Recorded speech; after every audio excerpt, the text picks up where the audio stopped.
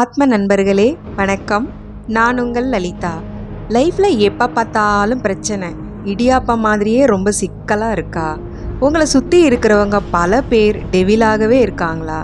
எந்த நேரத்தில் எப்படி நமக்கு பிரச்சனையை ஏற்படுத்துவாங்கன்னே தெரியலையே. இறைவா, இதுக்கு நீ ஒரு வழிகாட்டக்கூடாதா? இறைவா, நான் புலம்புறது உனக்கு கேட்கலையா?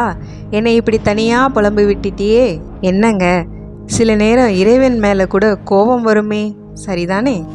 உங்க புலம்பல் ஏன் அவருக்கு கேட்கல? இந்த பிரபஞ்சம் பேராற்றல் கொண்ட இறைவன் உங்க புலம்பலை கேட்டுக்கிட்டே தான் இருக்காரு. அதற்கான சொல்யூஷனையும் உங்களுக்கு சொல்லி வழிகாட்டிக்கிட்டே தான் இருக்காரு. ஹலோ, இது உங்களுக்கு கேட்குதா? எப்படி கேட்கும்? எப்பவும் மனசு ஒரு ஃபிஷ் மார்க்கெட் மாதிரி கூச்சல் போட்டுக்கிட்டே இருந்தால் எப்படி கேட்குங்கிறேன். அட ஆமாங்க, மீன் மார்க்கெட்டில் ஒரு அடி தள்ளி ஒருத்தர் உங்களை கூப்பிட்டா உங்களுக்கு கேட்குமா? கேட்காதில்ல. அது மாதிரி தான். அதுவே ஒரு லைப்ரரி மாதிரி பின் ட்ராப் சைலன்ஸ் இருக்கிற இடத்துல ஒரு 10 அடி தூரத்தில் இருந்து ஒருத்தர் உங்களை கூப்பிடும்போது உங்களுக்கு கேட்கும்ல. அது மாதிரி தாங்க, இறைவன் எப்பொழுதும் உங்கள் கூடவே உங்கள் தொடர்பிலே தான் இருக்காரு. உங்களை கைட் பண்ணிக்கிட்டே தான் இருக்காரு.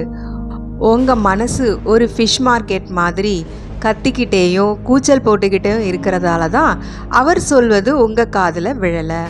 குழம்புன குட்டையில் மீன் பிடிக்க முடியுமா? முடியாதுல்ல. அது மாதிரி தான் உங்கள் குழம்புன மனசில் ஒருபோதும் தீர்வு காணவே முடியாது. உங்கள் பிரச்சனைக்கான சாவி உங்ககிட்ட தான் இருக்குது. இருக்கும் இடத்தை விட்டு எங்கெங்கோ அலைகின்றாய் ஞானத்தங்கமே என்பது போல உங்ககிட்டே தான் சொல்யூஷன் இருக்குது. இந்த பிரபஞ்சம் அதை அள்ளி கொடுத்துக்கிட்டே இருக்குது. எனவே மக்களே, உங்களுடைய எப்படிப்பட்ட பிரச்சனையாக இருந்தாலும் உங்கள் அமைதியான மனதிற்கு தேடுங்க. விடை கூடிய சீக்கிரமே கிடைக்கும். இந்த பிரபஞ்சத்தின் முழுமையான வழிகாட்டுதலை நீங்கள் உணர்வீர்கள்.